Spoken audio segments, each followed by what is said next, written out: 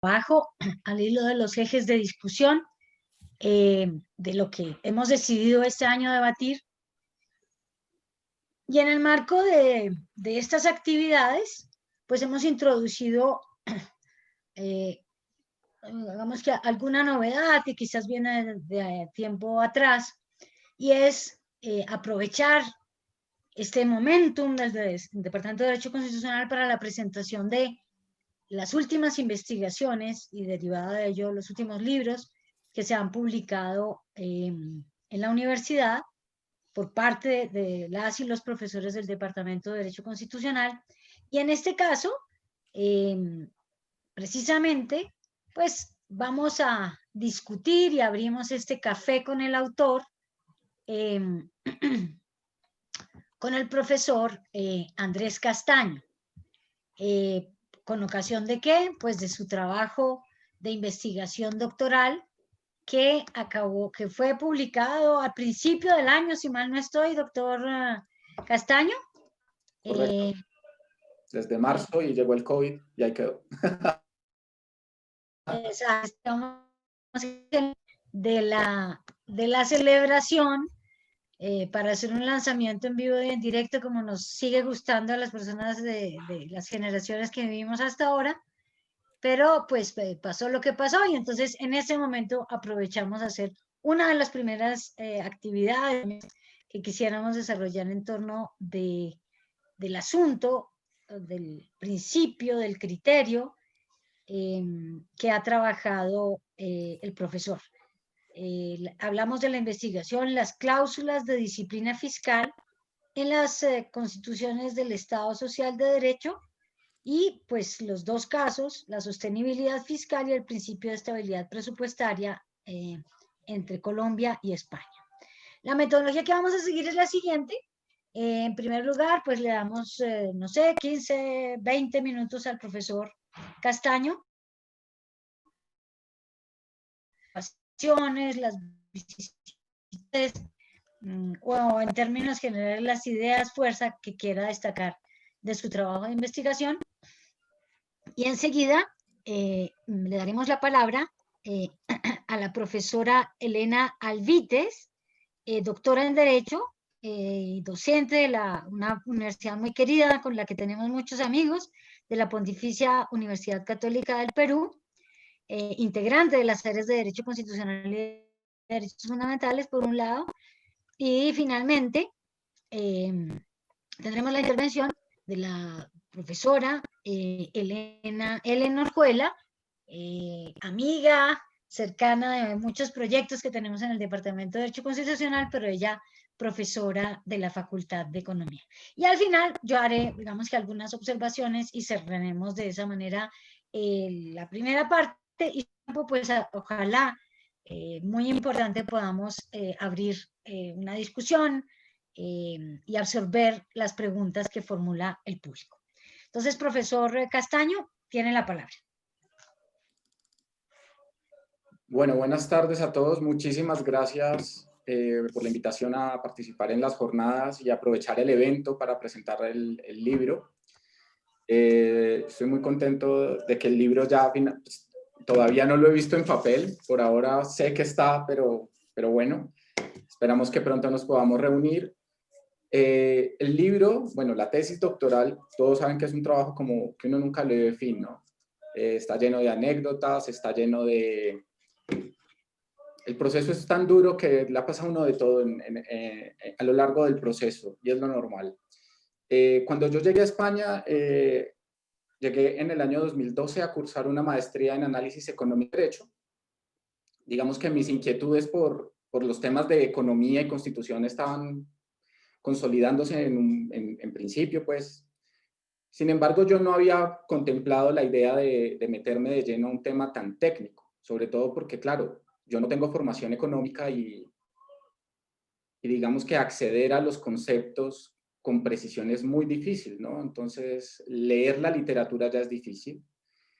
¿Cómo llegó al tema? Prácticamente por accidente, ¿no? En el año 2011 sucedieron las dos reformas constitucionales que yo estudio. En Colombia se implementó la sostenibilidad fiscal y en España el principio de estabilidad presupuestaria. un poco obedeciendo a las directrices de la Unión Europea, ¿no? Entonces, cuando yo llego a España, hay una crisis económica que ya todos conocemos, muy profunda. Este es el tema que está como de moda porque lo acaban de implementar en las constituciones. No hay nadie que haya investigado del tema. Y cuando yo me siento a hablar con mi director de tesis, él me dice como, yo fui con una idea un poco ingenua y le dije, no, yo quiero escribir un poco como sobre la soberanía. Y me dijo, no, no, no, tu tema de tesis tiene que ser este. Tú hiciste una maestría en análisis económico del derecho, se lo comenté a mi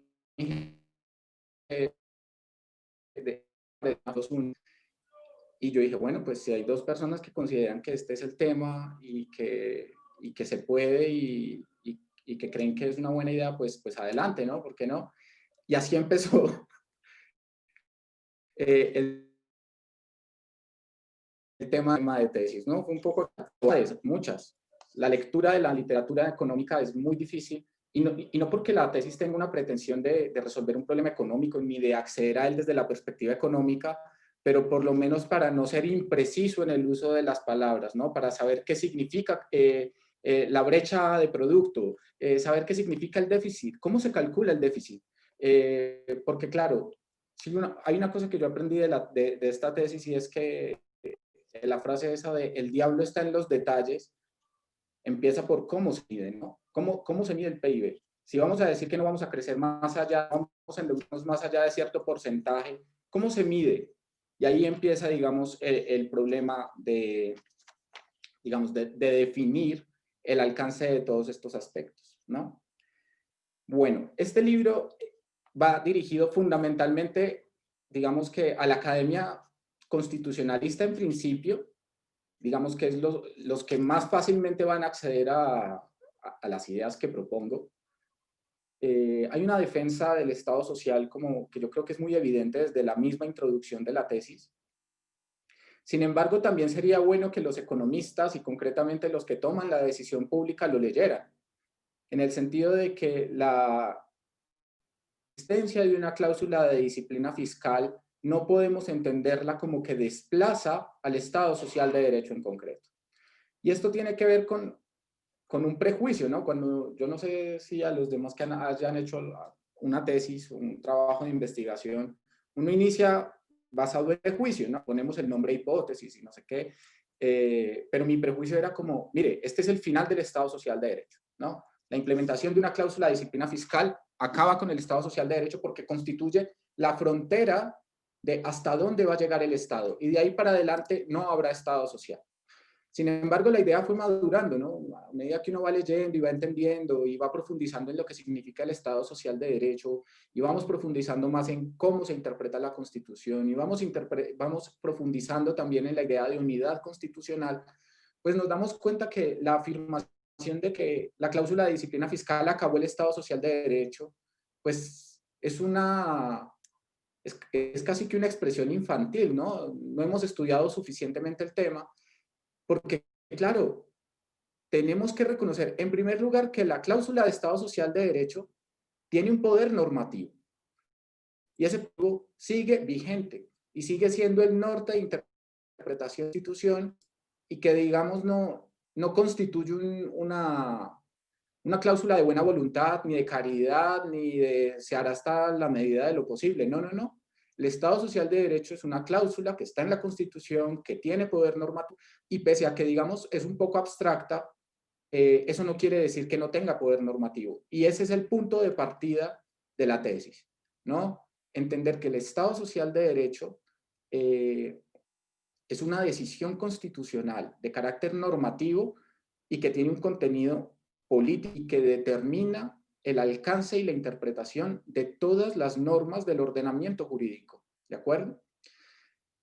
A partir de, digamos, de esa idea, el objetivo de la tesis ya no es presentar una crítica y decir que el Estado social se acabó, sino de presentar la forma en que desde un punto de vista normativo se hacen compatibles, porque siempre han sido compatibles, porque no se puede entender que sean incompatibles, ¿no? Hay dos ingredientes normativos en la Constitución, ¿vale? ¿Son compatibles? Sí, son compatibles. ¿Por qué? Porque tienen que ser compatibles por nuestra propia disciplina, ¿no? Porque en eso consiste el derecho constitucional.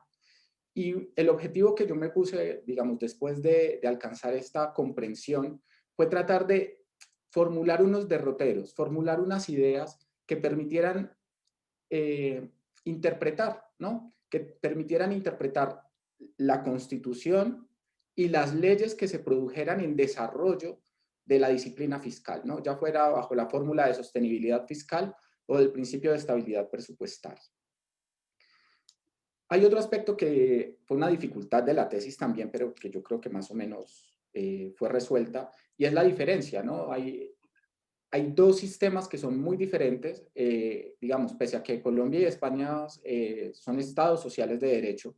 Lo cierto es que nuestro estado social colombiano es muy débil, es un estado social pequeño que tiene una serie de desafíos enormes por delante. Mientras que en España, pues el estado social está mucho más consolidado, tiene unos desafíos, digamos, inmensos también, pero más modestos, si se quiere, ¿no? El desafío de Colombia es enorme. Sin embargo, hay otra diferencia, y es que el sistema normativo, por decirlo de alguna manera, español, tiene una influencia europea determinante, ¿no? O sea, la política europea determina el funcionamiento del ordenamiento jurídico español. Y eso fue una gran dificultad para resolver en la tesis, ¿no? Porque en Colombia, digamos que hay que estudiar cuál fue el fenómeno político, cómo sucedió el debate, digamos, para llegar a la reforma, mientras que en España hay que estudiar lo que había en la Unión Europea, cómo se cambió en la Unión Europea y luego cómo llega a la Constitución a raíz de la reforma de la Unión Europea. Y digamos que esa vicisitud, digamos, del tamaño de la investigación, creo que se nota un poco en la tesis, ¿no? El capítulo dedicado a España es más amplio, en parte por eso, ¿no? Porque la parte anecdótica, entre comillas, de la investigación es más larga. Sin embargo, después de, digamos, de estudiar, de identificar, vemos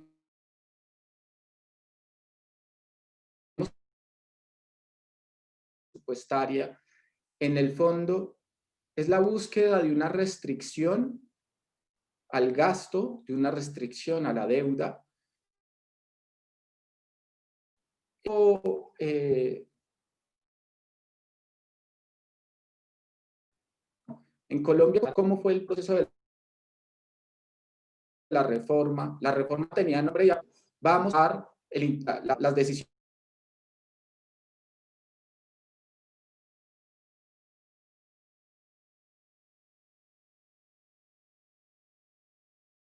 nativas constitucionales. Eso estaba en el proyecto.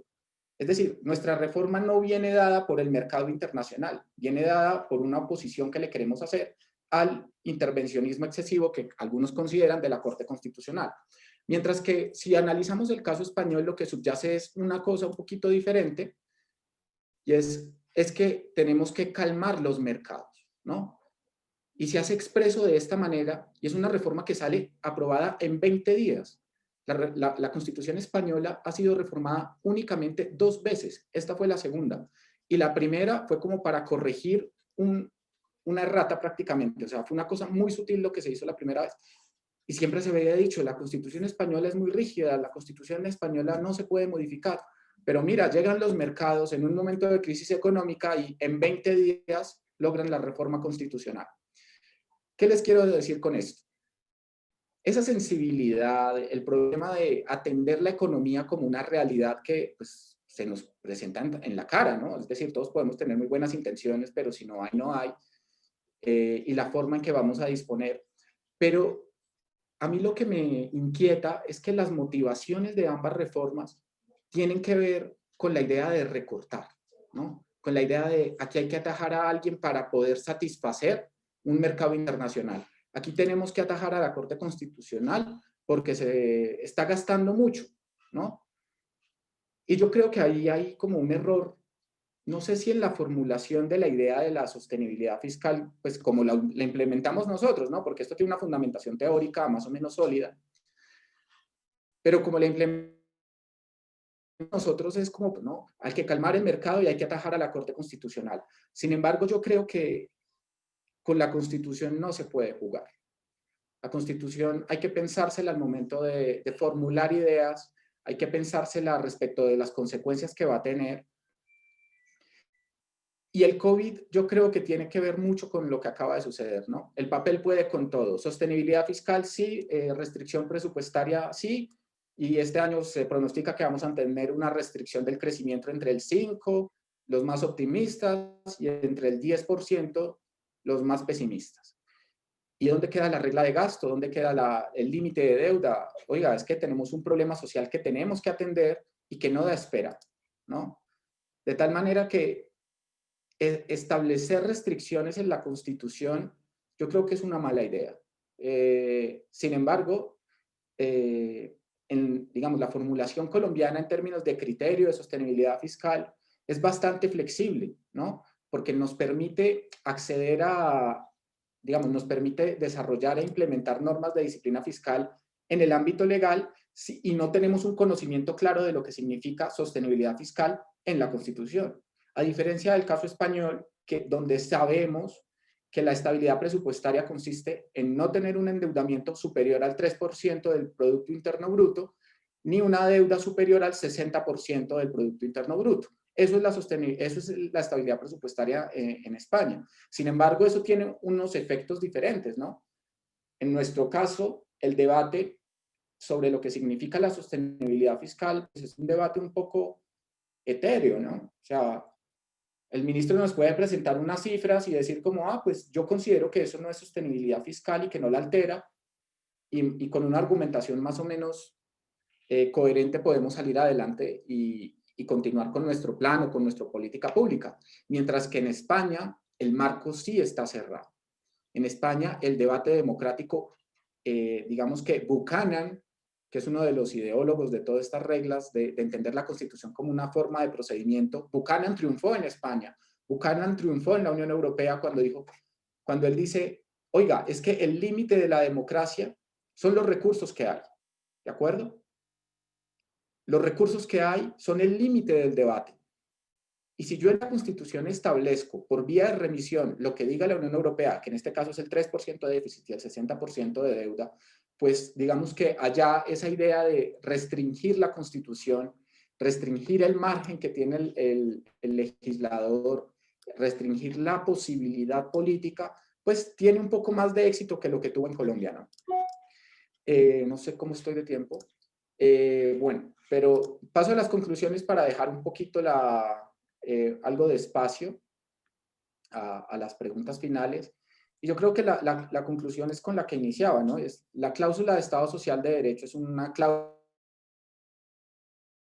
de castigo, pregna la interpretación del ordenamiento jurídico. Y eso no es el fenómeno de la hacienda pública, ¿no? Toda la decisión pública tiene que estar alineada con la Constitución, con los fines constitucionales y con los valores que la Constitución haya decidido que son importantes, porque de otra manera la Constitución nos dejaría por fuera algunos y en ese sentido dejaría de funcionar, ¿no? No se podría adaptar, y sobre todo porque la Constitución lo que nos obliga es a resolver la tensión social, el conflicto social, siempre humana, ¿de acuerdo? Y bueno, no sé, quedó abierto a los comentarios y preguntas que haya. Muchísimas gracias. Bueno, muy bien, un abrebocas muy provocador y que invita sin duda a consultar el trabajo, porque esa es una de las muchos beneficios que tiene el aproximarse a otros ordenamientos jurídicos, que ofrecen la capacidad de conocerse mejor a través del contraste. Y con ese contraste que usted nos ha presentado, como que pone a pensar mucho sobre esas características que tienen nuestros gobernantes, nuestros legisladores, en este caso el constituyente secundario, en el momento en el que consagró la figura.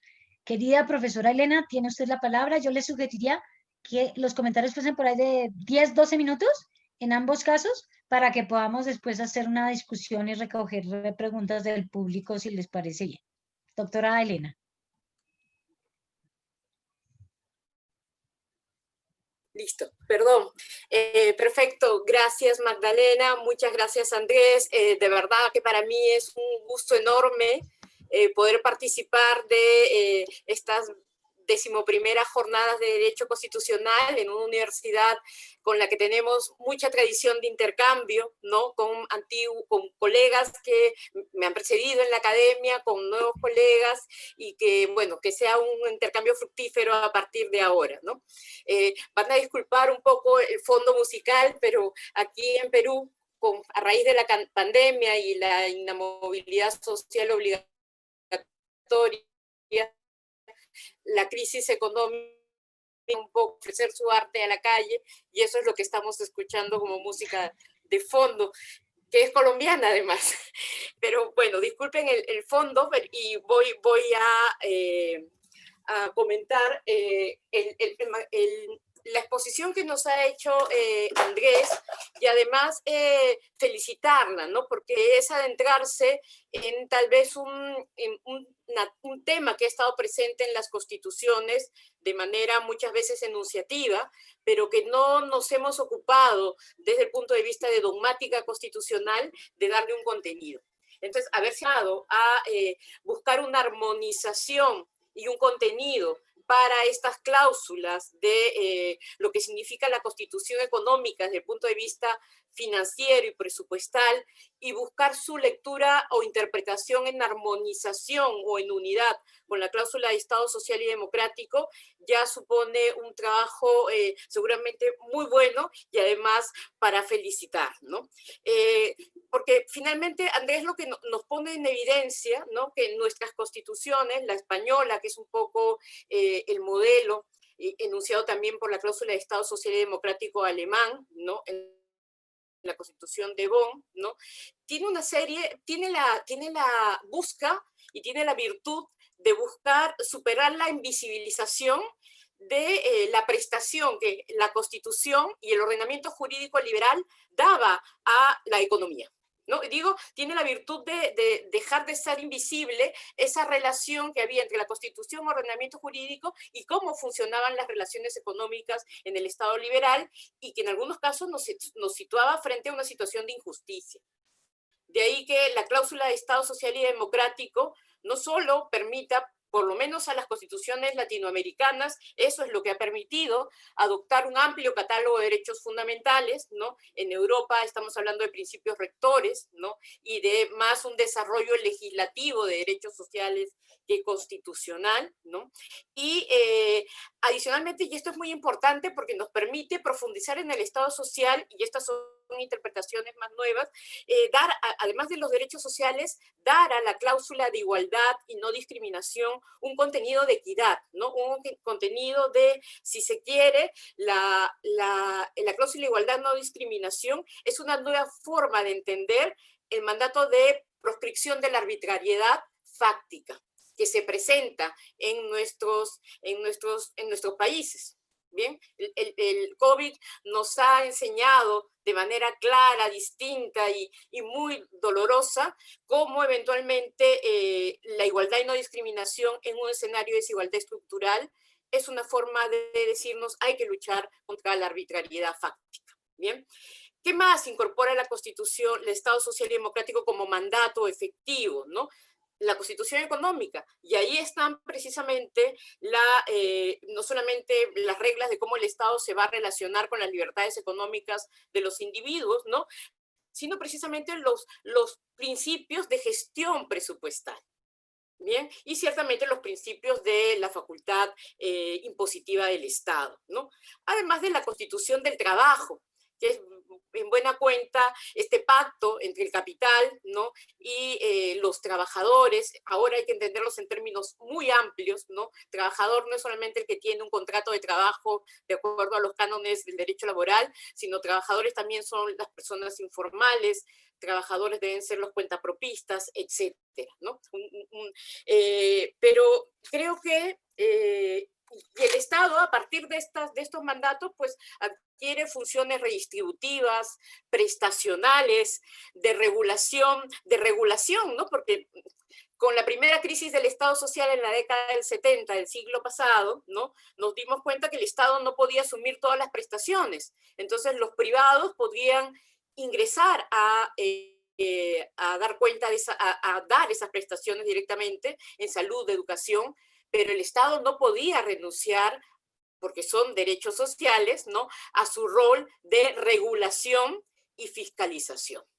Bien, y eso pues nos pone ante el reto de un Estado, todas estas nuevas funciones nos ponen hasta el reto de un Estado que no solamente tenga recursos, sino que además sea un Estado estructurado, que funcione eficientemente, ¿no? Y eso supone también recursos, ¿no? Porque supone personas, ¿no?, salarios, capacitación a esas personas, ¿no?, coordinación interinstitucional, que es importantísimo, etcétera, ¿no? Pero sin embargo, ¿no?, a pesar de eso que parece de sentido común, en el desarrollo constitucional, y esto es el aporte importante de Andrés en su libro, ¿no?, nos hace evidente que en la dogmática constitucional nos dejamos de lado el soporte económico. Bien, nos dejamos de lado el soporte económico de los derechos, algo que si alguien gestiona su casa, sea hombre o mujer, ¿no?, y hace una planilla, sabe que si no hace un presupuesto adecuado, no lo va a conseguir. Bien, entonces lo mismo, o sea, en el Estado sí queremos eso, pero entonces, ¿qué va a ordenar? ¿Qué principios, qué reglas van a ordenar, ¿no?, el desarrollo, la programación y la ejecución del presupuesto? Bien, para hacer posible los otros elementos del Estado social, porque los derechos cuestan, porque las nuevas funciones del Estado cuestan, y si no las atendemos, ¿no?, nos ponemos el riesgo, y ese es un riesgo importante para las sociedades latinoamericanas, de que nuestros propios estados empiecen a perder legitimidad, ¿bien? Porque no cumplen sus funciones, porque no satisfacen los derechos enunciados, ¿no?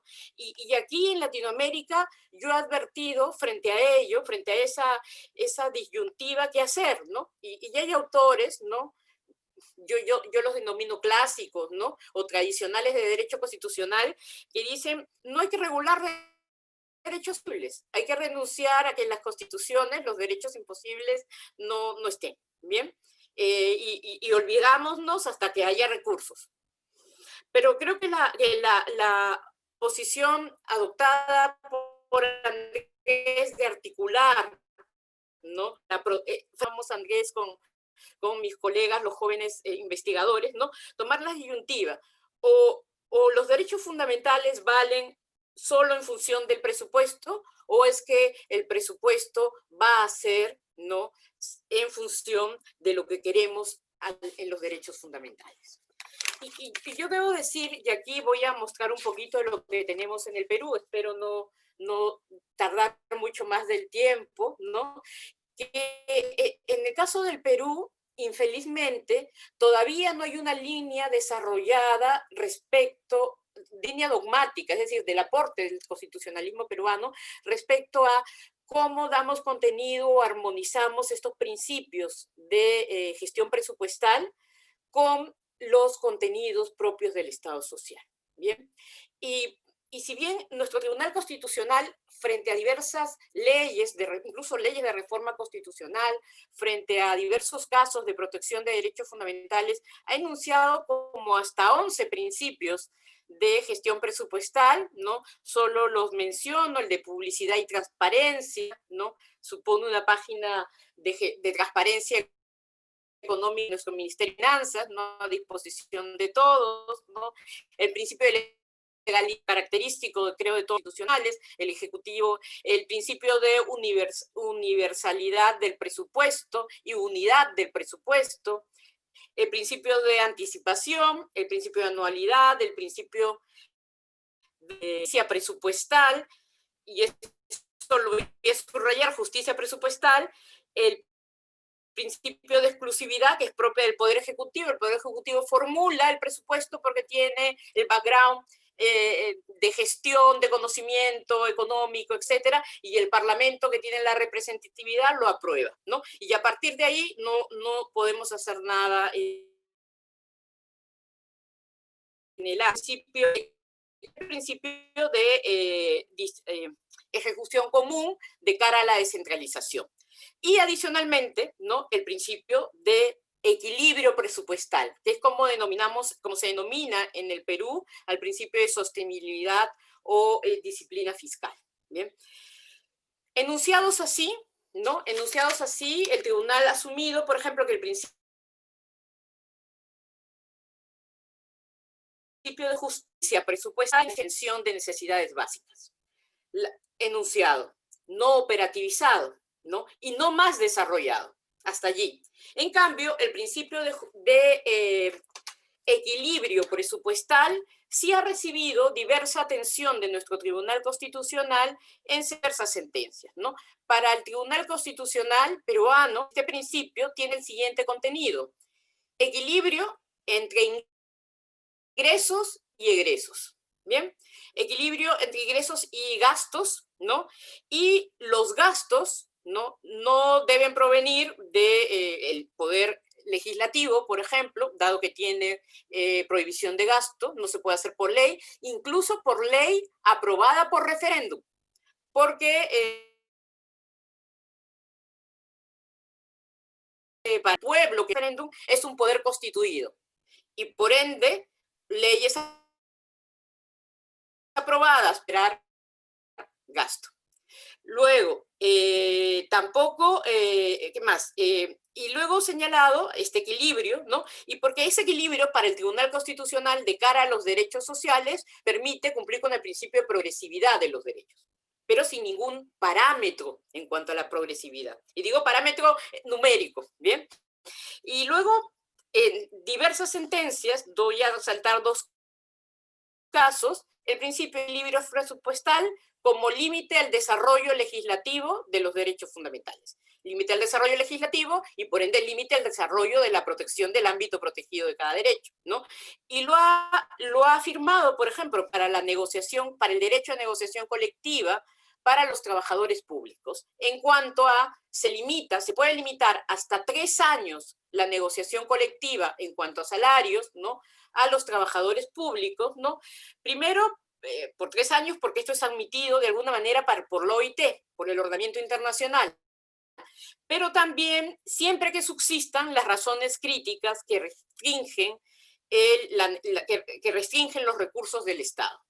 El problema es que quien sabe esas razones críticas o las explica son generalmente solo los técnicos, como los denominamos aquí. Bien, y luego, ¿no?, le ha dado el contenido al principio de equilibrio presupuestal de ser un principio que se orienta a la sostenibilidad y al ahorro. Bien, sostenibilidad, por ejemplo, en materia de pensiones. En el Perú se hizo una reforma constitucional de pensiones en el año 2004, ¿no? Y en esa ocasión, ¿no?, el contenido del equilibrio presupuestal supuso sostenibilidad, porque lo que se buscó es recortar montos de pensiones muy elevados que tenían ciertos ex trabajadores del Estado, que mantenían lo que acá en el Perú se denomina un sistema de célula viva. Es decir, cobraban el mismo monto que cobraban los trabajadores activos por las responsabilidades equiparables. Bien, con lo cual en el Perú para entonces había pensiones a cargo del Estado que podían llegar a 200 soles, esto es a 200 soles en dólares, que es infelizmente la moneda en que nos manejamos del término corriente. 200 soles en dólares es más o menos 75 dólares, más o menos. Bien, y pensiones también a cargo del Estado que sobrepasaban los 10.000 soles. Bien, estamos hablando de 3.000 dólares por lo menos. Bien, entonces se hizo esa reforma y la interpretación del equilibrio fiscal como principio fue que los gastos del Estado vinculados a una pensión digna deberían regularse bajo los parámetros de sostenibilidad. Y sostenibilidad suponía recortar y ahorrar en pensiones altas, fijar un límite de un monto de una pensión razonable, ¿no?, y compensar las pensiones más bajas. ¿Bien? Luego, por esas deficiencias que tienen nuestros países y el Perú particularmente, y en algunos casos vinculados a prácticas de corrupción, no se ha hecho tal cual se anunció. Pero esa fue la razón por la que el Tribunal Constitucional consideró constitucional la reforma del sistema de pensiones del decreto ley 20530, ¿no? Pero también dijo algo importante allí. Dijo que sostenibilidad suponía ahorro, ¿no? Y suponía, además de equilibrio, ahorro, ¿no? No déficit, sin duda, pero también no superávit. Y esto es importante porque no ha sido retomado. No superávit. Esto significa que evitar, el Estado debía tomar acciones para evitar gestiones ineficaces que fueran las que condujeran al superávit, ¿no? O programaciones exageradas. Esto es hasta el momento un poco que ha dicho el Tribunal Constitucional, ¿no? Y si yo tuviera que resumir la actuación del Tribunal Constitucional, es primero decir que ha agotado de alguna manera el contenido del principio de equilibrio presupuestal en su condición de límite, ¿no? Básicamente lo ha fijado como límite, ¿no? Y allí donde ha podido desarrollar, por ejemplo, cuando hablaba del superávit, ¿no? Que el principio presupuestal de equilibrio sea un elemento para la realización de derechos sociales, o mejor dicho, cómo se articula con ese principio que enunció de justicia presupuestal. Bien, equilibrio con justicia presupuestal, porque justicia presupuestal lo enunció, lo vinculó a las necesidades básicas conforme al artículo 78 de la Constitución, pero no hubo mayor desarrollo. Bien, entonces básicamente ha quedado como un límite al gasto, ¿no? Un equilibrio, ¿no? No ha ahondado en cuanto que implica el superávit, ¿no? Y en el Perú, en los últimos años, dado que tenemos una economía primaria exportadora, ¿no? En los años de alza de los commodités, hemos tenido ingresos muy altos y gobiernos regionales y el propio gobierno nacional no ha gastado todo lo que se presupuestaba anualmente. Eso ha generado ahorros, sin duda, y parte de lo que tenemos ahora con el enfrentamiento del COVID es que reservas existían y bastantes. ¿Por qué no se emplearon en su momento para satisfacer el contenido de derechos como la salud, la educación, tan golpeadas con ocasión de la pandemia? Es una pregunta que queda en el aire, ¿no? Y bueno, límite, principio presupuestal como un límite, siempre el tribunal sujetándolo a los criterios de razonabilidad y proporcionalidad, ¿no? Y de alguna manera, este principio ha sido como el metaprincipio de los principios presupuestales constitucionales, porque como ya lo adelantaba, ¿no? Se ha privilegiado este principio, ¿no? Se le ha dado contenido amplio, se ha desarrollado, ¿no? Pero se ha dejado de lado, ¿no? el desarrollo de otros principios de programación y ejecución presupuestal. Particularmente, ¿no? Yo extraño que no se haya desarrollado el principio de publicidad y transparencia fiscal, ¿bien?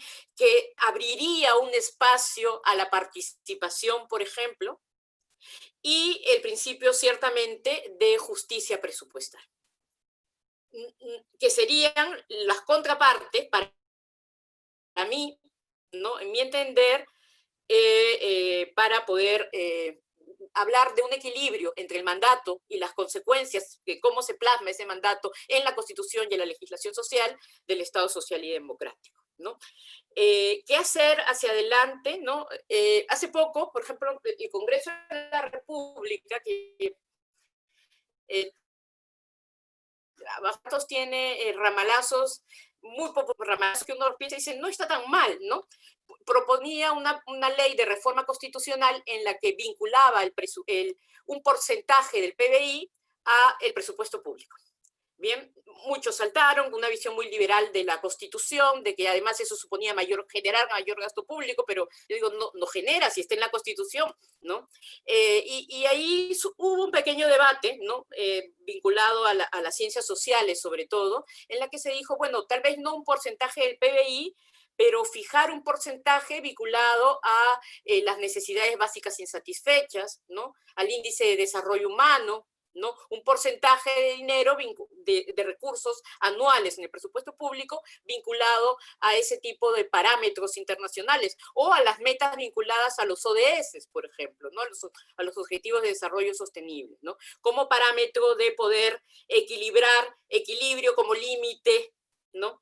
Y claro, y otro elemento que el Tribunal Constitucional no ha entrado y que sería importante es cuál es el contrapeso que tienen los ministerios, en el caso del Perú, el Ministerio de Economía y Finanzas, se llama así, con el órgano planificador del Estado. Porque es tal vez en la planificación y darle a la planificación un peso similar al del Ministerio de Economía y Finanzas, ¿no? Para que la planificación que tiene en cuenta metas, que debe tener en cuenta metas vinculadas a mandatos constitucionales, a necesidades básicas, pueda ser el contrapeso del órgano programador y del presupuesto público. Hasta ahí, y espero no haberme excedido más de la cuenta. Muchas gracias, Andrés, por tu trabajo, que nos pones a reflexionar sobre temas que muchas veces dejamos de lado y que son realmente importantes. Gracias. Muchas gracias, Elena. Excelente, y además siempre es muy interesante conocer a nuestros pares, a los países que tenemos economías y relaciones con el mundo equiparables, saber cuál es la interpretación que se ha dado a este principio que sí entre nosotros es novedoso, pero igualmente nosotros teníamos de tiempo atrás con elementos constitucionales, pero con leyes orgánicas, se llaman en Colombia, que tienen un procedimiento especial, ya estaba previsto ese principio de equilibrio presupuestal, así es que pues esa perspectiva que nos permite la comparación resulta muy interesante. Y otras cosas que la profesora Elena apuntó, sobre las que después volveremos en el espacio de preguntas, pero ahora vamos a ponerle el toque desde la economía, desde la perspectiva de los números, los ingresos, las efectivas capacidades económicas que tiene el Estado para asumir las cargas, obligaciones y el cumplimiento de los compromisos constitucionales. Entonces, por favor, querida doctora Helen, tiene la palabra. Liz, bueno, muchísimas gracias en primer lugar al Departamento de Derecho Constitucional por invitarme a este espacio de reflexión. Llevamos trabajando ya desde hace varios años con el Departamento Constitucional de manera muy cercana y particularmente a partir de una iniciativa que lanzamos hace relativamente como un año, que es el Observatorio sobre Desarrollo y Política Social, y pues encuentro esta tesis del profesor Andrés Castaño completamente pertinente para los temas que dentro del observatorio analizamos. Yo pues, me tomé el permiso de preparar unos slides a fin también de mostrar un poco cifras y ver qué hablamos, pues qué está detrás de ese concepto de la sostenibilidad fiscal y a qué realidad nos estamos enfrentando. Entonces voy a compartir mi pantalla un momento. No sé si alguien me podría confirmar que ya se está compartiendo, creo que sí. Listo. Perfecto. Entonces, pues en primer lugar, felicitar al profesor Andrés Castaño. Realmente fue la lectura de este libro me logró cautivar en una parte que mencionaba el profesor como que ha sido un desafío, pero que creo que vale completamente la pena el esfuerzo, y fue esa revisión tan detallada de la literatura y los debates que se han dado desde la teoría económica sobre las teorías del bienestar social y el social choice. Entonces, realmente el libro aborda a un nivel de detalle considerable todas las teorías que están detrás y pues nos permite identificar esta discusión en términos de cómo se ha abordado desde la economía de diferentes debates respecto a los límites que puede tener o no el Estado. Y es precisamente allí pues uno de los puntos que me gustaría poder destacar del libro y en los principales aprendizajes que podemos derivar de él. Entonces, en primer lugar, quisiera empezar mostrando estas dos noticias que son de junio de este año. Ambas son respecto a la necesidad que ha tenido el gobierno durante este año por las evidentes consecuencias de la pandemia global que estamos viviendo, pues en relajar o en solicitar aplazar la aplicación o suspender la aplicación de la regla fiscal para este año. Pues por supuesto, explicado en la pandemia del COVID, pero también en la caída de precios del petróleo. Entonces, esto es una primera particularidad de ese principio de sostenibilidad fiscal que adoptamos en Colombia. Y es cómo es un principio que parecería entrar a limitar los alcances del Estado Social de Derecho, pero que también tiene mecanismos que le permiten flexibilizar y atender necesidades que superan la planeación del Estado. Y creo que ese aparente conflicto que parecería existir entre reglas como la sostenibilidad fiscal y el cumplimiento del Estado Social de Derecho, pues es una de esas tesis que trabaja el profesor Andrés durante su libro. Quiero aquí poner también en contexto, yo invité a este café con el autor a mis estudiantes del primer semestre de Economía, porque con ellos estuvimos revisando al principio del semestre la importancia de las instituciones y cómo desde Economía teníamos las instituciones y su relación con el desarrollo del mercado en un contexto específico.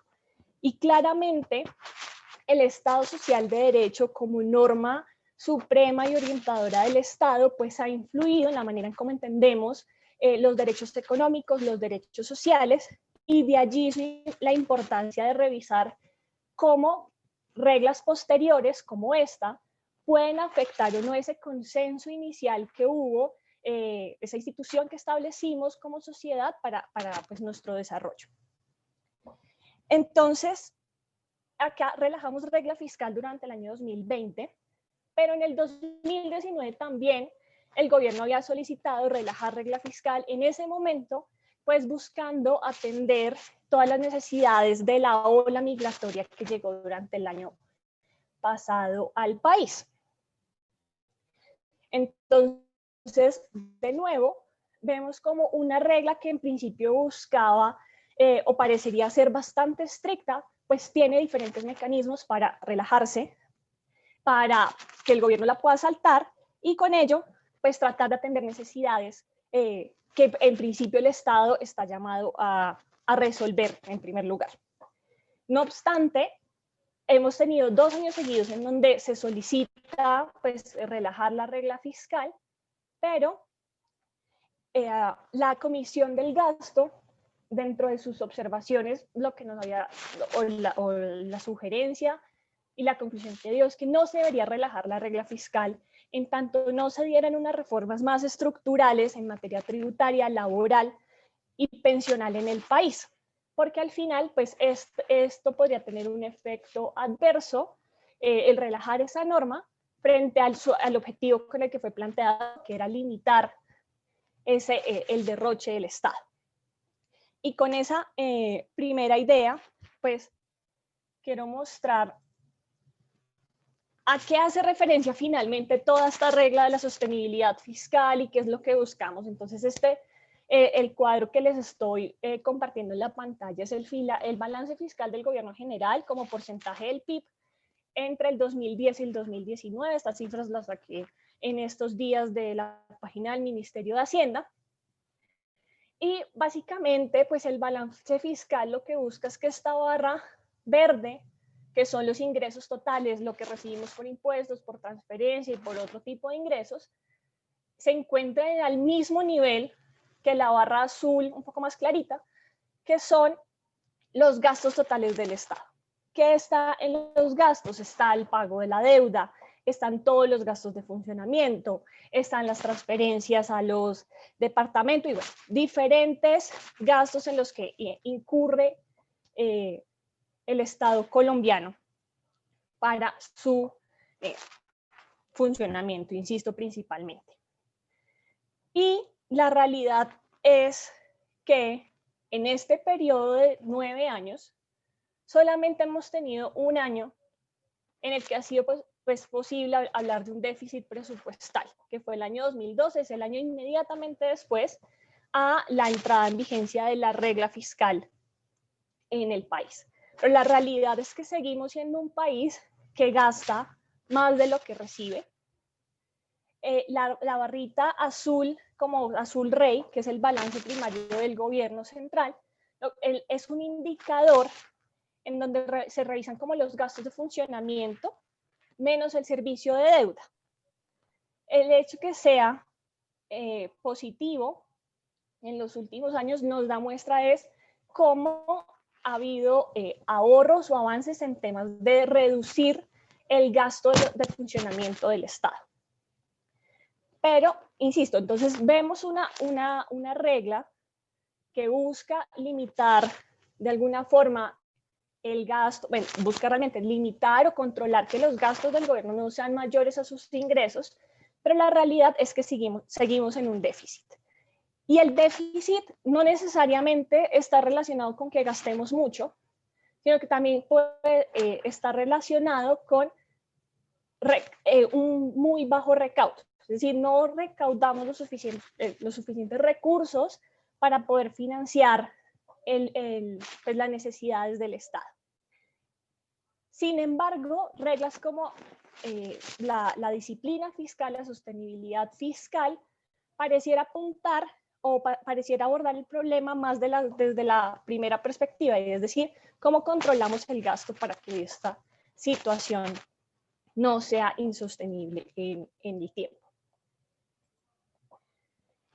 Y yo siempre comparto este gráfico, es del 2018, se hizo particularmente popular en los debates sobre la ley de financiamiento hace unos años, y creo que esto además apunta a uno de las conclusiones finales que plantea el profesor Andrés en su libro, pero pues la reflexión aquí rápidamente es que el Estado colombiano, el índice de Gini, recordemos, es una medida que nos permite saber qué tan desigual es una sociedad.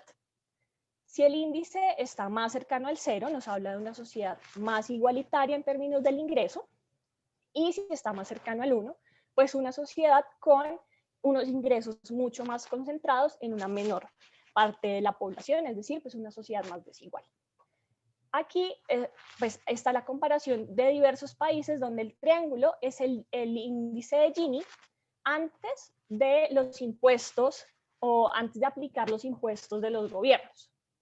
Entonces noten cómo en países como Dinamarca, Francia, Alemania, Japón, Noruega, España, Suecia, Estados Unidos, el índice de Gini antes de impuestos pues se encuentra en niveles superiores al 4, al 0.4, al 40%, podríamos leerlo ahí, y después de impuesto logran reducirlos casi a la mitad. Entonces, los circulitos muestran cómo cambia el Gini después de impuestos y cómo logran caer casi 2-3 puntos porcentuales. Es decir, que en estos estados, en estos países, las intervenciones que hace el Estado en materia fiscal logra atacar de frente los problemas de desigualdad que existen. Vean cómo en países como Colombia, como Guatemala, como Honduras, casi que el circulito tapa el triángulo porque realmente el impacto es insignificante en términos de reducir la desigualdad, las intervenciones del Estado. ¿Y por qué decidí poner esto aquí? Es pues una de las primeras ideas que estuve visitando cuando estaba haciendo la lectura del libro del profesor Andrés, y este debate entre el Estado Social de Derecho y las limitaciones que ponemos para su funcionamiento, pues nos lleva a retomar una discusión quizás muy antigua, por expresarlo de alguna forma, y es si tenemos un Estado con mucha más intervención y podríamos decir un Estado que interviene activamente en los resultados de los mercados, o si queremos tener un Estado que sea mucho más pasivo o con poca intervención en los resultados del Estado. Y aquí encontramos dos líneas que el profesor Andrés desarrolla durante su libro, y es dentro de las dos corrientes del bienestar social y del social choice, encontramos por un lado la tendencia al estatismo pro bienestar social, y es cómo hay un Estado que constantemente interviene, que constantemente está influyendo en los resultados que tendría el mercado. Es decir, acá, si nos devolviéramos a la gráfica anterior, pues vean cómo, insisto, países como Dinamarca, Francia, Alemania, pues el Estado logra corregir una desigualdad que el mercado por sí, pues en sí solo llevaría a estas sociedades. Entonces está ese rol activo del Estado, en contraste con otro de los autores que sé que pues Andrés revisó para la revisión de este libro y para la estructuración de la tesis, que son todos los principios de Buchanan respecto a la economía constitucional, que básicamente pues refiere un Estado con muy poca intervención, en donde la Constitución marca lo que puede hacer el Estado, pero son constituciones más bien abiertas al mercado, donde se promueve, donde se parte mucho de supuestos del individuo racional, donde conceptos como la catalaxia, como esta idea del funcionamiento libre, el mercado libre, intercambio, pues están vigentes. Buchanan era uno de esos críticos acérrimos del déficit fiscal, porque decía, esto es lo que nos implica, son estados poco eficientes que se están metiendo mucho en la economía o están haciendo pues algo, una señal de un comportamiento malo del Estado, pues nos permitía mostrar ese indicador. Entonces, pues creo que normas como la regla de disciplina fiscal son muestras de la vigencia de ese debate. ¿Por qué? Pues como como nos planteaba Andrés hace un momento, pues en principio uno podría decir que es un intento por limitar esos alcances del Estado Social de Derecho. Y creo que si bien en los estados podríamos identificar aciertos y fallas, al igual que en los mercados, pues como sociedad nos enfrentamos a la disyuntiva de elegir a cuál queremos controlar más. Si queremos controlar más al Estado, si queremos controlar más a los mercados. Y pues en este caso las reglas de sostenibilidad fiscal parecerían apuntar a la línea de controlar mucho más las intervenciones del Estado. ¿Y por qué estaríamos interesados en controlar al Estado? Pues por un lado es un intento claro de reducir el tamaño del Estado, es decir, tener unas economías donde el mercado tenga la mayor parte del espacio, mientras que el Estado tenga una mínima intervención. ¿Por qué uno podría estar interesado en eso? Por una percepción negativa de los alcances del Estado. Cuando uno ve que el Estado derrocha los dineros, que es capturado fácilmente por intereses políticos o que pone en riesgo la equidad intergeneracional, pues estaría interesado en limitar ese rol del Estado. No obstante, esta regla que limita esos alcances que podría tener el Estado Social de Derecho, pues prioriza el gasto público social. Y en esto creo que así lo plantea el profesor Andrés durante el libro, y es: entendamos ese Estado Social de Derecho como el poder garantizar el disfrute pleno de oportunidades, de bienes y de servicios. Entonces, queremos limitar el tamaño del Estado, pero dejamos o le damos la posibilidad de revisar en caso que, que dentro de esa limitación, pues la prioridad sea el gasto social. Y como les mostraba también con la gráfica anterior, pues en este caso más gasto del Estado, reflejado en ese déficit que hemos tenido en los últimos años. Pero también estos intentos por limitarla, pues no han implicado reducciones en la desigualdad del país.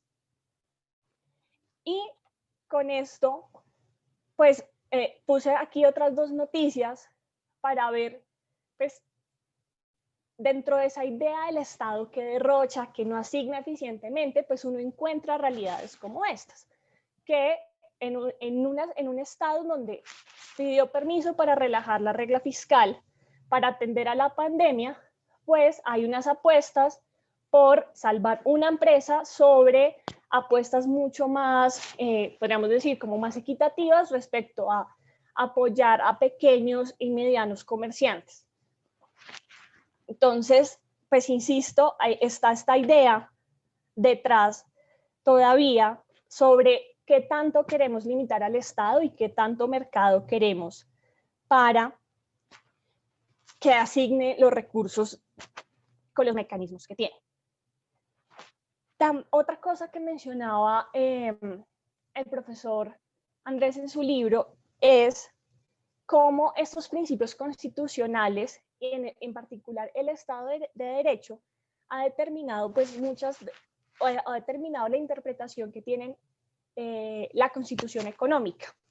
En este caso, el Estado social de Derecho lo definimos, o eso implica para el mercado pues garantizar derechos fundamentales, pero también implica cosas como la libre competencia económica, bueno, y vemos ahí que esa misma Constitución económica pues nos permitiría estar más como en el escenario del Estado interviniendo activamente en la economía. Es decir, vemos que eso se cumple claramente en temas de competencia o garantizar la libre competencia en el mercado. En eso el Estado colombiano ha sido como muy eficiente y lo ha hecho muy bien, pero vemos, pues por otro lado, que se intenta limitar su capacidad con reglas como esta.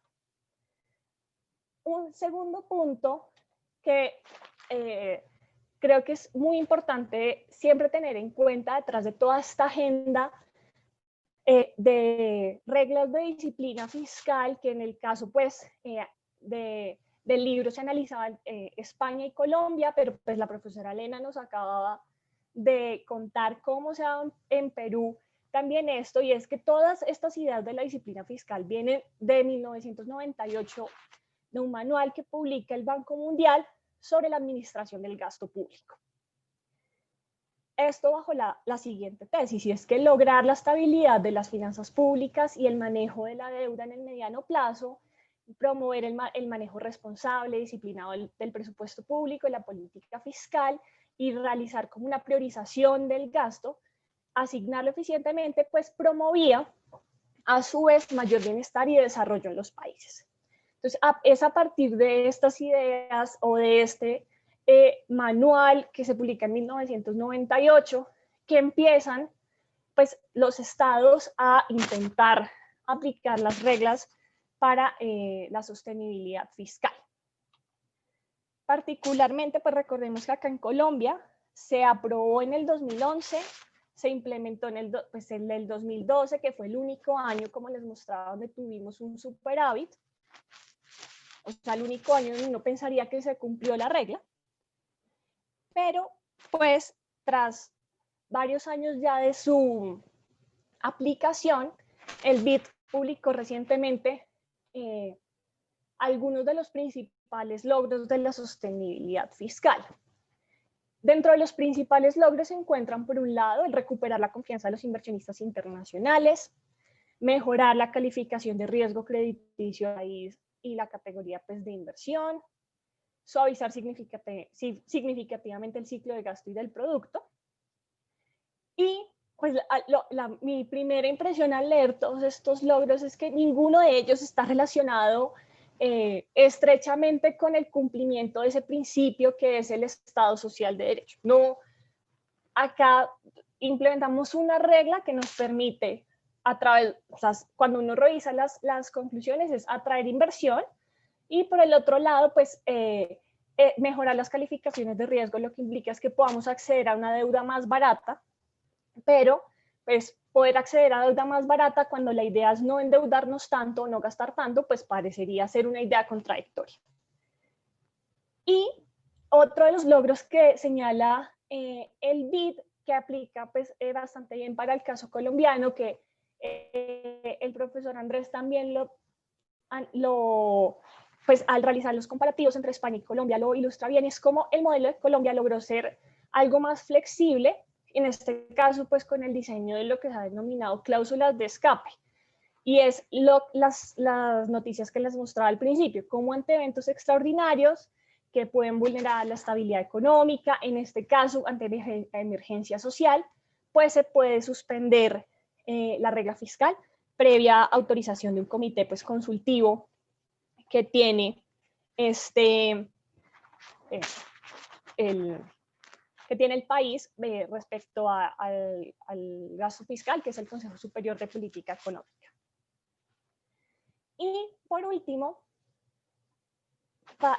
pues gran parte de la tesis se concentran en ver las implicaciones o enunciar pues cuáles son las implicaciones del incidente fiscal. Y al leerlo, pues a mí me dejó la impresión del título que les puse ahí. Es una pequeña medicina para tratar un síntoma, pero no la enfermedad de fondo. Entonces, el incidente de impacto fiscal, como lo define el profesor, es ese escenario donde los jueces pueden entrar a modular, modificar diferentes efectos de las sentencias, de acuerdo con los planes que tenga en este caso el Ejecutivo para cumplir la decisión, sin cambiar el sentido de la decisión. Un poco como mencionaban hace un momento, es el activismo judicial. Entonces, cómo estos fallos de la Corte que buscan ir garantizando derechos fundamentales, pero que tienen un alto costo, pues de alguna forma se abre un espacio intermedio de negociación para que el impacto de esa decisión no afecte las finanzas públicas. Y es que realmente cuando les digo que me parecía una medicina para tratar un síntoma y no una enfermedad, es que mientras subsistan elementos de desigualdad e inequidad en la sociedad colombiana, pues va a ser muy difícil que las Cortes continúen garantizando derechos fundamentales porque el Ejecutivo no lo logra hacer. Entonces ahí también recopilé alguna serie de noticias, todos son como fallos judiciales, pues buscan que el Estado cumpla con sus deberes en este caso, pero pues es una situación que no va a dejar de suceder porque tengamos normas que nos digan que no debemos gastar tanto o que debemos mantener un equilibrio fiscal, sino que pues realmente si no se atienden los temas de desigualdad, pues no, esto no se va a superar. Y con esto pues quiero cerrar, y esto es una cita que saqué de las conclusiones de la tesis del profesor Andrés Castaño, y era, pues, y la elegí porque creo que da el punto que nos debería llevar esta discusión, y que de paso aprovecho para decir que celebro enormemente que dentro de los ejes de las jornadas de Derecho Constitucional se haya elegido pobreza y desigualdad estructural como uno de los ejes orientadores de las discusiones, y es porque sin duda si no atendemos todos los retos redistributivos que tenemos en el país, pues pensar en, por un lado, que se cumpla efectivamente el Estado de Derecho va a ser imposible. Y finalmente, pues estas reglas de la sostenibilidad fiscal y demás empiezan a desdibujarse, porque si no tenemos una disciplina en el gasto que nos permita efectivamente atender las necesidades y el garantizar los derechos de nuestros ciudadanos, pues no estamos en nada. Podemos tener muchas reglas que nos digan que no hay que gastar, que no nos podemos pasar, que deberíamos estar en un escenario equilibrado, tratar de limitar esas funciones, ese activismo de las Cortes en los temas de garantizar derechos para que no afecten esas finanzas. Pero pues mi reflexión al final es: ¿para qué queremos tantas reglas sobre finanzas sanas y tantas posibilidades de acceder a deuda barata si no logramos atender las causas estructurales que llevan a que no se atiendan los derechos fundamentales y no se cumplan pues el fin último del Estado de Derecho, que pues dentro de eso se encuentra pues por supuesto la redistribución de la riqueza? Entonces yo dejaría ahí mis reflexiones. De nuevo, muchísimas gracias. E insisto, me pareció muy interesante poder descubrir pues esta tesis que nos sigue mostrando cómo tenemos tantos puentes y tantas formas de poder analizar problemas desde la economía y el derecho que deberíamos pues seguir implementando. Muchas gracias. Muchas gracias, querida profesora Ellen. Tenemos apenas 16 minutos, doctor Andresito. Bueno, yo tenía una perorata en colombiano, profesora Elena, es como una gran exposición, pero bueno, voy a intentar resumirla para luego formular algunas preguntas, una pregunta, creo que no vamos a tener mucho más, una pregunta de mi parte, para Andrés, y quizás si tuviéramos la oportunidad algún comentario de nuestras compañeras de mesa, y recoger una pregunta muy interesante que aparece aquí en el chat por parte de Fabián Andrade. Bueno, mis comentarios, que apiñuzco lo mejor posible en ese momento, pues es en primer lugar que, por supuesto, por mi propia querencia, yo también celebro enormemente una investigación que se dedique a alguna de las componentes de la Constitución Económica. Porque comparto con la profesora Elena que efectivamente al constitucionalismo a veces le falta, digamos que como completitud, en el sentido de que hay muchos ideales que son maravillosos y que tenemos que lucharlos, pero pues partiendo de un principio de realidad, no como statu quo, sino qué es lo que hay, qué es lo que hay que modificar aquí para llegar allá. Entonces, pues por supuesto que un trabajo de esta naturaleza apunta mucho en esa línea, es decir, cómo desde la maquinita, y en este caso del cuarto de máquinas de Gargarello, pero desde el punto de vista de los recursos con que cuenta el Estado, pues se pueden tener las condiciones para lograr unas finalidades. En ese sentido, este trabajo es excepcional. Además, para las personas pues que como que estén pensándolo, no lo duden, porque además es un libro muy bien escrito, muy ilustrativo. Yo creo que para la enseñanza del derecho en general es muy enriquecedor por el correcto uso de las fuentes, por el rigor al que hacía referencia Elena, el depurado trabajo que adelantó para conocer a profundidad algo que a nosotros por nuestra formación nos cuesta trabajo, y aunque sea en derecho y aunque se entendiera, también cuesta aproximarse a otra cultura jurídica y a otro contexto. Entonces, en ese sentido, también el trabajo es maravilloso, y para las personas que se quieran acercar a esta dimensión económica de las constituciones es un trabajo impecable, enriquecedor y agradable. No es una cosa pues que uno tenga que rascarse la cabeza cada 5 minutos de que no entendió nada, sino todo lo contrario. Todo lo que no había entendido antes, yo creo que aquí se puede entender. Un segundo comentario sobre el cual me quisiera extender, pero bueno, no va a ser posible. Y es el comentario como que recoge las preocupaciones que yo he ido, las alegrías del espíritu de oír tantas cosas, pero las muchas preocupaciones que uno recoge de todas las discusiones que se han sostenido hasta el momento en el marco de nuestras jornadas. Desde muchos ámbitos. Hoy estábamos en la jornada plenaria de crisis climática y apareció, y ayer estuvimos en la jornada de pobreza y desigualdad, y por supuesto que era protagonista, pero también apareció en su forma en las discusiones sobre democracia. ¿A qué hago referencia? La Constitución, Andrés destaca, digamos que las características de origen que distinguen el criterio, el principio de la disciplina fiscal en su versión colombiana y en la española. Claramente presupuestal en la española, y en la colombiana, pues que aparece, digamos que como un elemento de ordenación de la economía, no solamente de lo presupuestal. Sin embargo, pues por la naturaleza de la figura, pues ha ido reduciendo los propios desarrollos normativos y de la jurisprudencia, pues se ha ido reconduciendo hacia lo presupuestal. Sin embargo, haciendo el seguimiento, entonces uno diría, bueno, pueden ser distintas, tendrán figuras distintas, pero diríamos que la garantía que se crea y que destaca Andrés, en el caso colombiano, insuficiente, pero se destaca, y se preserva el gasto público social, y en el incidente de impacto fiscal, en todo caso, se preservarán los derechos fundamentales y no se afectará el núcleo esencial. Garantías, digamos que muy poderosas desde el punto de vista, digamos que del discurso, materialmente, pues resulta difícil como seguirle la pista hasta dónde efectivamente aseguran esos esa capacidad del Estado para asumir las obligaciones de contenido social o todas las obligaciones hacia la dignidad humana y hacia la reducción de la desigualdad.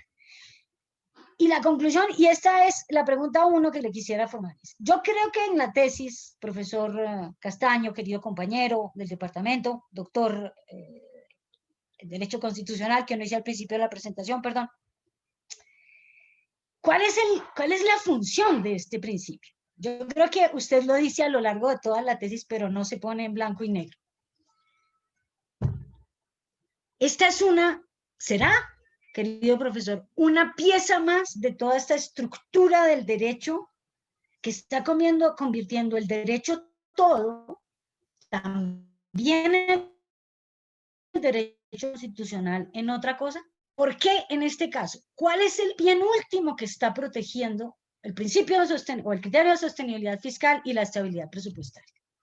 Realmente está protegiendo el mercado financiero internacional. Y usted lo menciona en muchas partes, pero es decir, en las luchas de los constitucionalistas de que esto no puede ser así, agarra ideas de aquí y de allá, pero a decir verdad, ahí está. Usted cita sentencias del Tribunal Constitucional Español, en donde mucho más, digamos que claro, y pues por la naturaleza de la figura se reconoce. Esto hay que reconocerlo por el crédito, lo contó en el proceso constituyente. Y aunque en Colombia tenga digamos que una historia y unos contextos distintos, yo diría que la cosa va por ahí. Así como otras figuras de pues, la fuerza en el derecho que tiene el derecho internacional económico, superior ni supremo a nada, y la enorme debilidad en términos de hacerlo práctico del derecho internacional de los derechos humanos, la doble tributación, la seguridad jurídica que impide a los estados pues imponer más cargas porque resulta que es que ya se comprometió a mantener la estabilidad normativa tributaria respecto de inversionistas nacionales y sobre todo internacionales. Una pieza más de de una mutación lenta del derecho en general, pero también del derecho constitucional, pues que por eso se habla de constitucionalismo financiero, hacia la que vamos. ¿Será?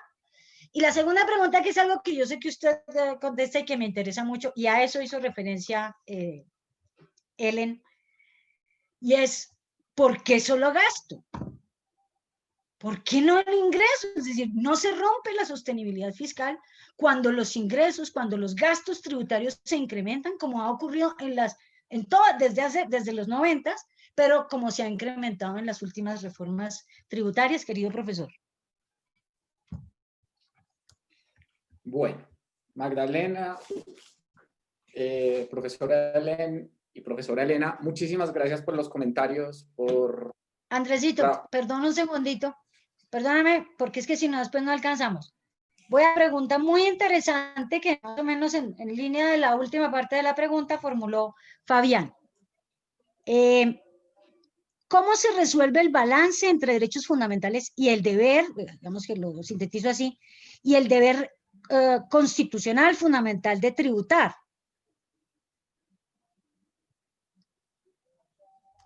El deber de contribuir al sostenimiento del gasto público y la búsqueda individual de los medios para satisfacer las necesidades. Eso por un lado. Y por otra, el financiamiento, un momento que es que aquí la lectura, y por otra, el financiamiento del gasto público que atiende las prestaciones a cargo de la organización institucional, pues hacia la acción colectiva. Se trata finalmente de un equilibrio entre un sistema tributario y un sistema de asignación del gasto equitativos. Perdón la interrupción, pero era para no dejar la pregunta suelta. Bueno, retomo mis agradecimientos por haber leído el libro de manera crítica y pormenorizada, ¿no? Creo que han identificado perfectamente los problemas a los que me enfrenté y más o menos creo que pueden entender, digamos, las ideas y la pretensión que se tenía con el trabajo. Y claro, Magdalena, como siempre, haciendo preguntas difíciles, ¿no? ¿Cuál es la función en últimas de todo esto? Evidentemente, hay una pretensión ahí de protección del mercado internacional, ¿no? El ejemplo típico, la visión grosera del asunto. Nosotros en Colombia pusimos en el artículo 334 una cosita que dice, en todo caso el gasto público será prioritario. En España, ¿qué hicieron? En todo caso, el pago de la deuda pública será prioritario. Y ahí está el espíritu.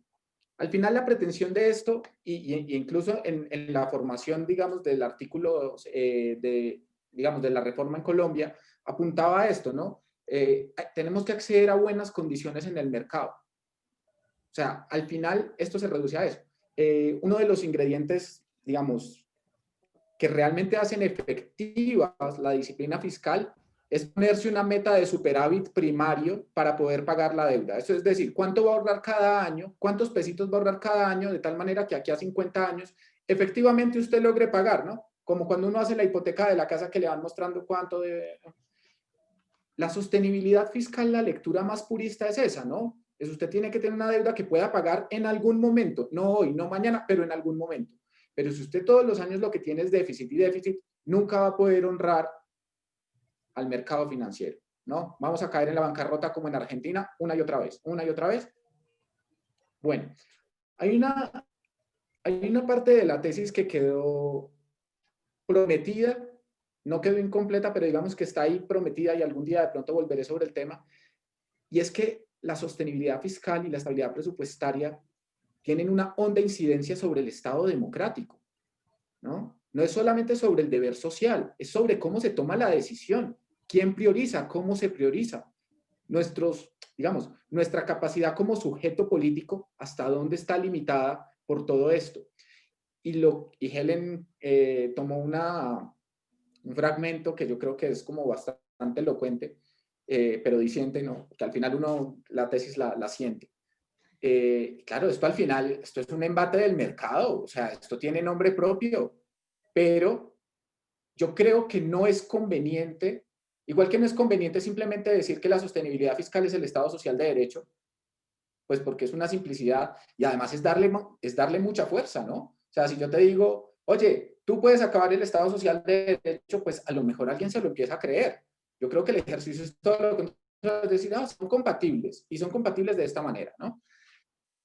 Y yo creo que reconocer que la Constitución, en definitiva, está protegiendo el mercado financiero internacional es un error. Porque entonces estamos diciendo que la Constitución reconoce, con todo el poder normativo que eso implica, que ahí hay un interés que tiene que ser protegido desde el punto de vista jurídico constitucional.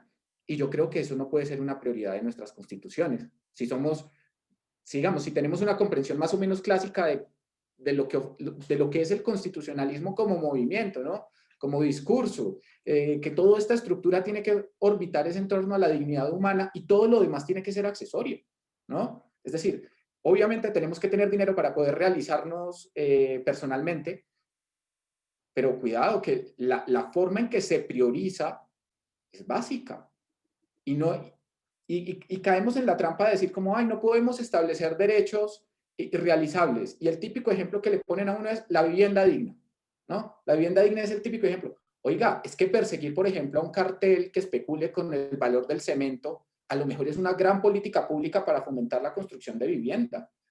Y eso no le cuesta nada al Estado perseguir un cartel. Bueno, perseguir es muy caro, pero digamos que en principio no es una prestación, no es un subsidio que se entrega, ¿no? Pero es garantizar que el Estado con sus estructuras funcione, ¿no?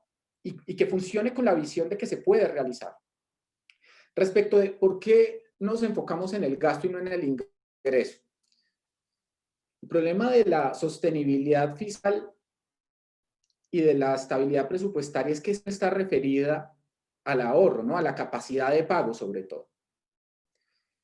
Una interpretación en el sentido de, es que el ingreso también es vital, requeriría de otro trabajo que vea con la función redistributiva, con la función, digamos, con la obligación de tributar, con esa igualdad que sale de la capacidad de pago, ¿no? Progresividad. Y en ese sentido, entonces, ya no puede una cosa con la otra. No podría comparar España con Colombia porque en España, como el contenido es tan estricto, ampliar a entender que la sostenibilidad fiscal también tiene que ver con el ingreso en la tesis sería rarísimo.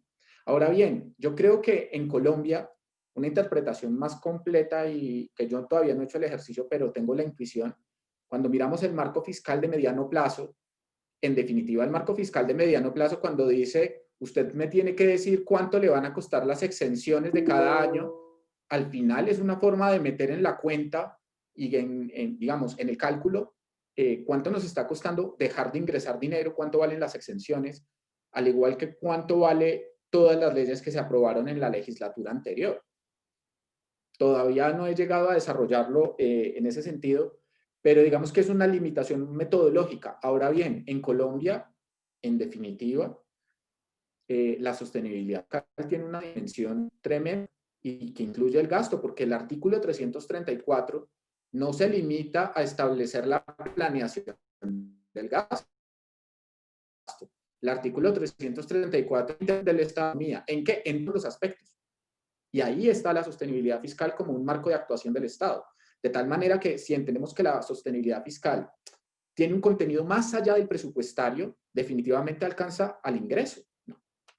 Bueno, respecto de la pregunta, yo le he estado pensando, yo creo que esta pregunta parte de un sesgo completamente liberal en el sentido decimonónico, ¿no? Es como pagar impuestos al final es expropiatorio, ¿no? Usted, si aumenta mucho los impuestos, está impidiendo que yo viva y que logre conseguir los recursos para mi congrua subsistencia, si lo ponemos en términos civilistas. Sin embargo, yo creo que esto no es así. Yo creo que la Constitución tiene elementos suficientes como la prohibición de la confiscación, pero también tiene elementos como digamos, la obligación el deber de contribuir con la capacidad y la progresividad, ¿no?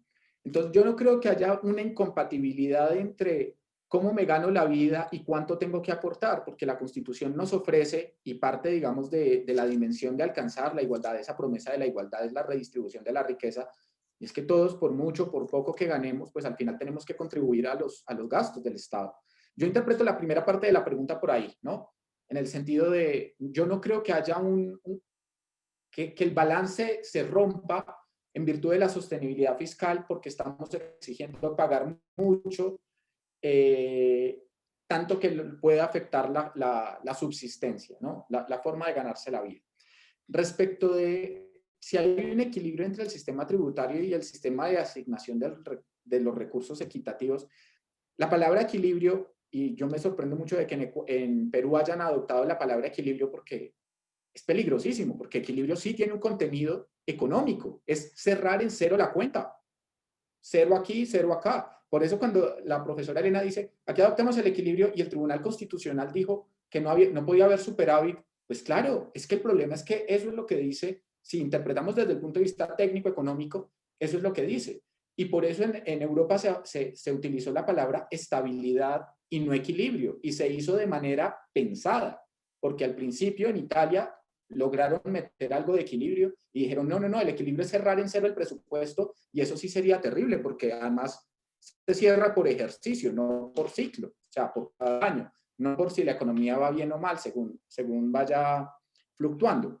Ahora bien, más allá de que sea un equilibrio entre lo que se recauda y el gasto equitativo, el gasto público, es un problema de priorización, es un problema de decisión política, es un problema de a qué tigre vamos a alimentar más, ¿no?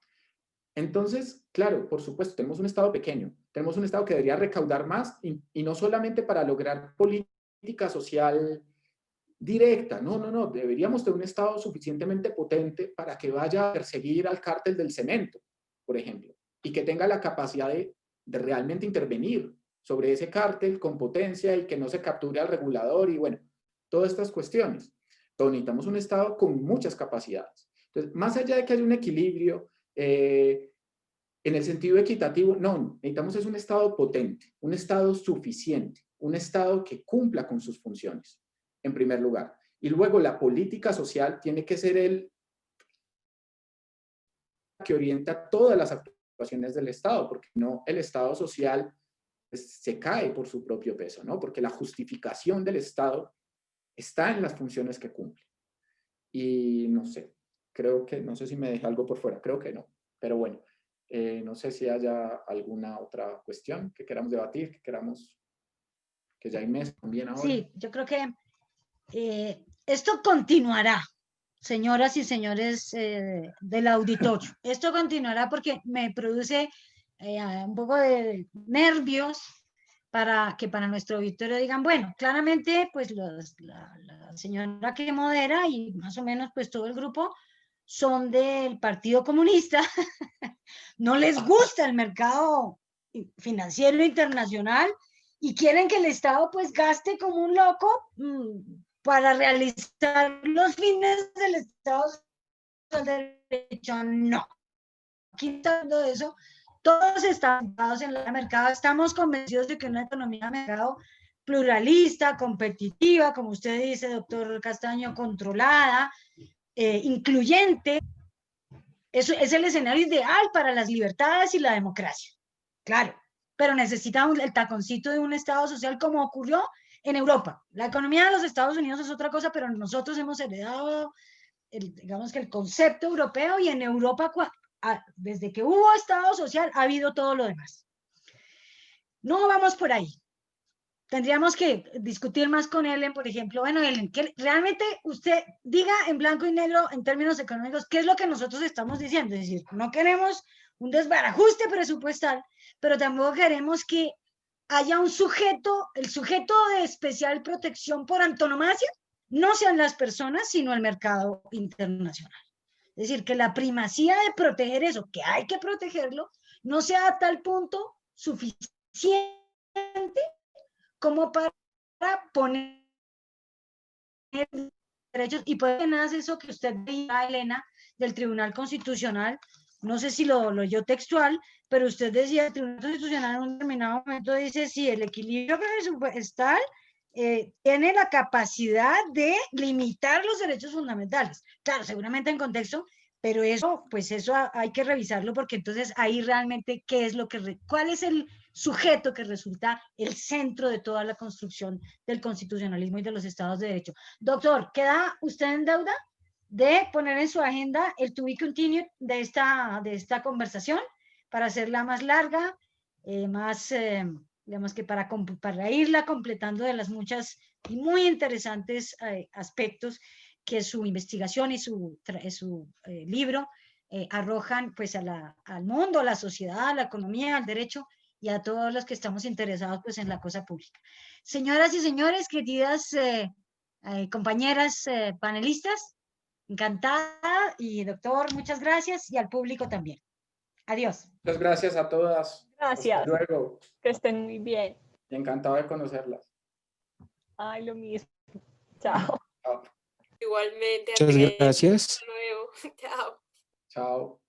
Hasta luego. Hasta luego, Helen. Hasta luego. Hasta luego. Hasta luego, Elena, que estés muy bien.